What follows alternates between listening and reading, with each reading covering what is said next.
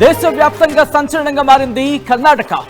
మరి ముఖ్యంగా ఇప్పుడు ఒక టెంపుల్ కి సంబంధించి కావచ్చు, లేకపోతే టెంపుల్ ప్రాంతానికి సంబంధించి కావచ్చు, ధర్మస్థలం. ఇప్పుడు ఈ మాట ఎక్కడ విన్నా మీకు వినిపిస్తూనే ఉంది కదా. మరి ముఖ్యంగా కొన్ని ఏళ్ల చరిత్ర, కొన్ని వందల ఏళ్ల చరిత్ర గల ఈ ధర్మస్థలం ఇప్పుడు ఎందుకు ఇంత వార్తల్లో నిలుస్తోంది? ఇంత వార్తల్లో నిలవడం వెనకాల కారణాలేంటి? మరి ముఖ్యంగా ఒక వ్యక్తికి సంబంధించి ప్రస్తుతం సంచలనంగా మారుతున్నాడు. అసలు ఆ వ్యక్తికి, ఈ టెంపుల్కి, మరి ముఖ్యంగా ఆ జరుగుతున్న ప్రచారానికి మధ్య లింక్ ఏంటి? ఇవన్నీ కూడా చాలా ఇంట్రెస్టింగ్గా మారుతున్నాయి కదా. ఈ నేపథ్యంలో వాటిని డీకోడ్ చేసేందుకు వాళ్ళ ముందుకు వచ్చింది ఆర్టీవీ. ఇప్పటికే సంచలనాత్మక కథనాలకు సంబంధించి ఆ బ్రేకింగ్ న్యూస్ చూపించాం. ఇప్పుడు అనదర్ బిగ్ బ్రేకింగ్ న్యూస్ చూస్తున్నారు. సంచలనంగా మారింది కర్ణాటక ధర్మస్థల మిస్టరీ.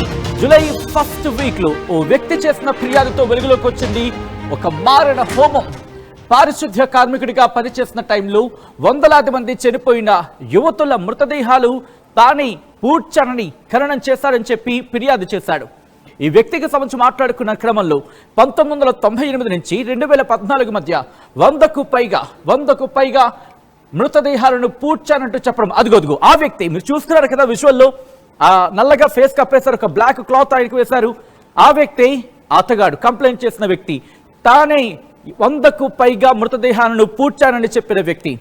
అందులోనూ చాలా మంది 12 ఏళ్లలోపు బాలికలే చాలా మంది. రిమెంబర్, మార్క్ మై వర్డ్, ఈ పదాన్ని గుర్తుపెట్టుకోండి. అందులో చాలా మంది 12 ఏళ్లలోపు బాలికలు అంటూ చెప్పుకొచ్చాడు. ఆ కార్మికుడి ఫిర్యాదుతో తవ్వకాలు చేపట్టారు అధికారులు.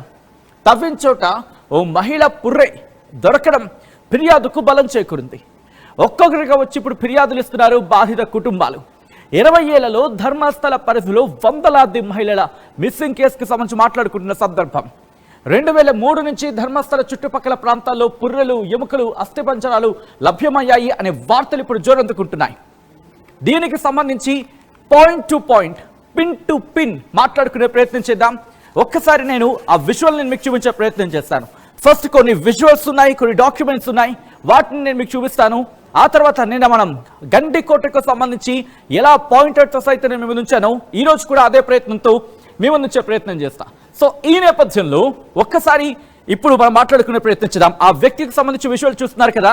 కుదిరితే ఐ రిక్వెస్ట్ పీసీఆర్, ఆ వ్యక్తికి సంబంధించిన విజువల్ ఒక్కసారి ఫుల్ ఫ్రేమ్కి వెళ్ళే ప్రయత్నం చేయండి. ఎందుకంటే కీలకమైన విషయాలు ఇక్కడ ఉన్నాయి. ఆ వ్యక్తిని సమ్ ఎక్స్ అనుకుందాం. ఆ విజువల్ని ఫుల్ ఫ్రేమ్కి మరి కాసేపట్లో వెళితే, నేను వెళుతున్నాను మరి కాసేపట్లో, అదిగో ఒక్కసారి ఫ్రీజ్ చేయండి. ఆ బ్యాగ్ వచ్చినప్పుడు కుదిరితే ఫ్రీజ్ చేయండి. ఆ బ్యాగ్ తనకి సంబంధించి అదిగో ఆపండి. ఎస్, ఆ బ్యాగ్ చూస్తే మీకు ఏమనిపిస్తుంది? సాధారణంగా కోర్టుకు వెళ్తున్నాడు కాబట్టి ఏమైనా డాక్యుమెంట్స్ ఏమో అనిపిస్తూ ఉంటుంది కదా. ఆ రిక్వెస్ట్ కుదిరితే కనుక ఒకసారి దాన్ని మార్క్ చేసి చూపించే ప్రయత్నం చేద్దాం. అక్కడ ఆ బ్యాగ్ సాధారణంగా చూస్తే మీకు ఏమనిపిస్తుంది? అదిగో ఆ బ్యాగ్ ఏమనిపిస్తుంది? సాధారణంగా కోర్టుకు వెళ్తున్నాడు కదా, కోర్టుకు వెళ్తున్న క్రమంలో డాక్యుమెంట్స్, పేపర్స్, ఫైల్స్ ఏవో అయి ఉంటాయని చెప్పి. కాదు, ఒక మనిషికి సంబంధించిన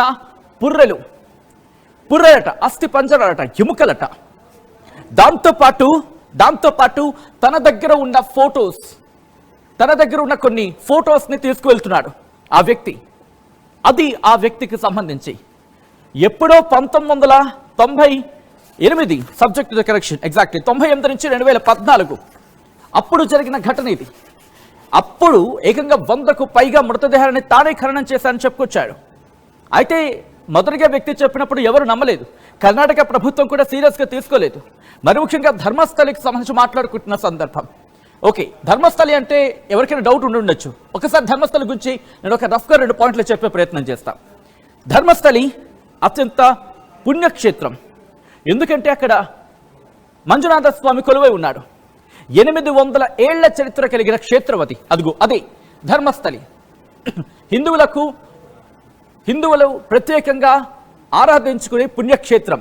800 ఏళ్ల చరిత్ర కలిగిన పుణ్యక్షేత్రం అది. అక్కడ మంజునాథుడు కొలువై ఉన్నాడు. కాబట్టి కొన్ని వందలాది మంది కాదు, వేలాది మంది అక్కడికి చేరుకుంటూ ఉంటారు. ఆ క్షేత్రానికి చేరుకొని పూజలు చేస్తూ ఉంటారు. ఇప్పుడు ఈ పుణ్యక్షేత్రం వార్తల్లో నిలిచింది. మరి ముఖ్యంగా ఆ వ్యక్తి పారిశుద్ధ్య కార్మికుడిగా అక్కడ పనిచేసేవాడట. పారిశుద్ధ్య కార్మికుడిగా పనిచేస్తున్న క్రమంలోని ఇప్పుడు ఈ ఘటనకు సంబంధించి పూర్తిగా బయటకు వచ్చింది.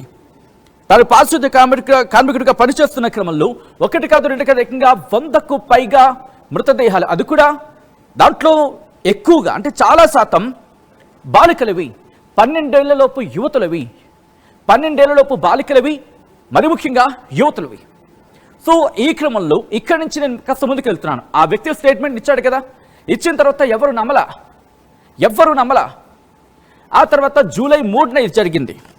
ఆ తర్వాత జూలై 11న ఇదే వ్యక్తి అక్కడ కోర్టుకు వెళ్ళి వాంగ్మూలం ఇచ్చాడు. కోర్టుకు వెళ్ళి వాంగ్మూలం ఇచ్చిన తర్వాత డెవలప్మెంట్ చోటు చేసుకున్నాయి. పోలీసులు చెప్పినా పట్టించుకోలేదట, ప్రభుత్వం కూడా పట్టించుకోలేదనే చర్చ జరుగుతోంది అక్కడ కన్నడ మీడియాలో.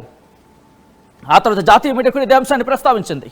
ఆ తర్వాత ఏం జరిగింది, ఇటు పోలీసులు పట్టించుకోలేదు, వాళ్ళు పట్టించుకోలేదు. బట్ సంచలనాత్మకంగా మారింది. ప్రజల నుంచి ప్రెషర్ పెరిగింది, దీన్ని ఎలాగైనా కన్సిడర్ చేయాలని చెప్పి. అప్పుడు ప్రభుత్వం ఏం చేస్తుందో తెలుసా, సిట్ దర్యాప్తు చేసింది. ఆ సిట్కి సంబంధించి ఒకసారి కాపీని చూసే ప్రయత్నం చేద్దాం. ధర్మస్థల మిస్టరీకి సంబంధించి ఒకసారి బ్యాక్ టు బ్యాక్ ఆ విజువల్స్ని ఆల్రెడీ ఒక విజువల్ మీరు చూశారు కదా. ఇక్కడ ఆ సిట్ దర్యాప్తుకు సంబంధించి ఆ విజువల్ని నేను మీకు చూపించే ప్రయత్నం చేస్తా. ఇదిగోండి, ఓకే, ఇది కర్ణాటక ప్రభుత్వం సిట్ని ఫార్మ్ చేసింది. కర్ణాటక ప్రభుత్వం సిట్ని ఫామ్ చేసింది. సిట్ని ఫామ్ చేయాల్సి వచ్చింది, చేయాల్సి వచ్చింది. ఎందుకంటే ప్రజల నుంచి ఆ స్థాయిలో ప్రెషర్ పెరుగుతోంది. ఇక్కడ అనేక క్వశ్చన్స్ రైజ్ అవుతున్నాయి. అసలు ఎవరి వ్యక్తి, ఎందుకు ఇప్పుడు చెప్తున్నాడు? ఎప్పుడో 1998లో జరిగింది. 1998 నుంచి 2014 మధ్య జరిగింది. అంటే దాదాపుగా 11 ఏళ్ళు. ఈరోజు 2025 ఈ ఏడాది. అంటే దాదాపు 11 ఏళ్ల తర్వాత ఎందుకు చెప్తున్నాడు? ఇది అందరికీ వచ్చే ఫస్ట్ క్వశ్చన్. దాంతోపాటు ఎందుకు ఇదంతా చేశాడు? అంత జరుగుతున్న క్రమంలో అనుమానం రాలేదా? ఇలా చాలా క్వశ్చన్స్ రైజ్ అవుతూ ఉంటాయి కదా. అసలు ఎందుకు ఈ వ్యక్తి ఇంత చేయాల్సి వచ్చింది? ఇతగాడిని ఎవరైనా బెదిరించారా? ఈ క్వశ్చన్స్ అన్ని రైజ్ అవుతున్నాయి కదా. ఇదిగోండి, ఇదే ఆ సిట్ని ఏర్పాటు చేసింది కర్ణాటక ప్రభుత్వం. మరీ ముఖ్యంగా ఈ కర్ణాటక ప్రభుత్వం నిర్మించిన ఈ సిట్లో అక్కడ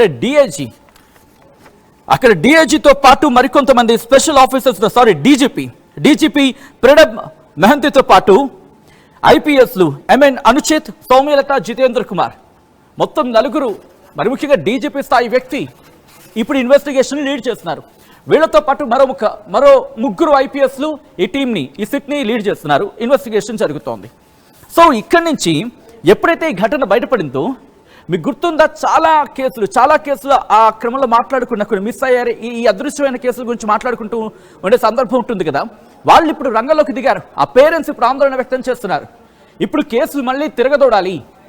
ఎవరైతే అప్పట్లో కేసు సాల్వ్ కాని వాళ్ళు ఉన్నారో, లేకపోతే అనుమానాలు ఉన్నవాళ్ళు ఉన్నారో, వాళ్ళందరూ ఇప్పుడు బయటకు వస్తున్నారు. ఇలా అప్పట్లో బాగా సంచలనంగా మారిన సౌజన్యకు సంబంధించి ఆ ఘటన మీకు గుర్తుంటుంది. ఇప్పుడు ఆ సౌజన్య పేరెంట్స్ తెర మీదకి వచ్చారు. సౌజన్య పేరెంట్స్ మాకు న్యాయం జరగాలని చెప్పి వాళ్ళు డిమాండ్ చేస్తున్నారు. సో అంతకన్నా ముందు ఇదే ఘటనకు సంబంధించి లాయర్లు రియాక్ట్ అయ్యారు.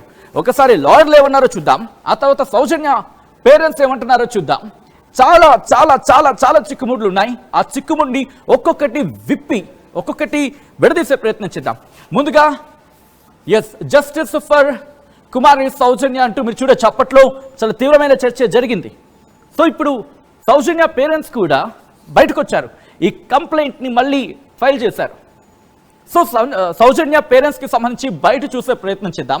ఆ తర్వాత ఇదే కథనానికి సంబంధించి లాయర్లు కూడా రియాక్ట్ అయ్యారు. ముందుగా సౌజన్య పేరెంట్స్ ఏమంటున్నారో చూద్దాం ఈ అంశానికి సంబంధించి. ఒకసారి సౌజన్య పేರೆಂಟ್ಸ್ ಬೈಟ್ ಪ್ಲೀಸ್. ಪರವಾಗಿಲ್ಲ, ಒಳ್ಳೆ ವ್ಯಕ್ತಿ ಆಗಿದ್ದಾರೆ. ಒಳ್ಳೆ ಒಂದು ವ್ಯಕ್ತಿ, ಕಾನೂನು ಪ್ರಕಾರವಾಗಿ ಮಾಡ್ತಾರೆ ಅನ್ನುವಂತ ಒಂದು ನಂಬಿಕೆ ಇದೆ. ನಿಮ್ಮಲ್ಲಿ ಏನು ಮಾತಾಡಿದ್ರು ಈಗ ನೀವೇನೇನು? ಏನು ಇಲ್ಲ, ಕಾನೂನು ಇನ್ವೆಸ್ಟಿಗೇಷನ್ ಸ್ಟಾರ್ಟ್ ಆಗಿ ಅವಾಗ ನಿಮ್ದು ಏನು ಈಗ ನೀವೇ ಅಂದ್ರೆ ನಿಮ್ಗೆ ನನಗೆ ಅವಳ ಆಸ್ತಿ ಸಿಕ್ಕಿದ್ರೆ DNA ಮ್ಯಾಚ್ ಆಯಿತು ಅಂದ್ರೆ, ಆಸ್ತಿ ಸಿಕ್ಕಿದಾಗ DNA ಮ್ಯಾಚ್ ಆಯಿತು ಅಂದ್ರೆ ನನ್ನ ಆಸ್ತಿಯೆಲ್ಲ ನನ್ನ ಕೈಗೆ ಕೊಡಿ ಅಂತ ಹೇಳಿ ಕೇಳಕ್ಕೆ ಬಂದಿದ್ದೀನಿ. 2003ರಲ್ಲಿ ಮಿಸ್ಸಿಂಗ್ ಆದ್ರೆ ಹೌದು.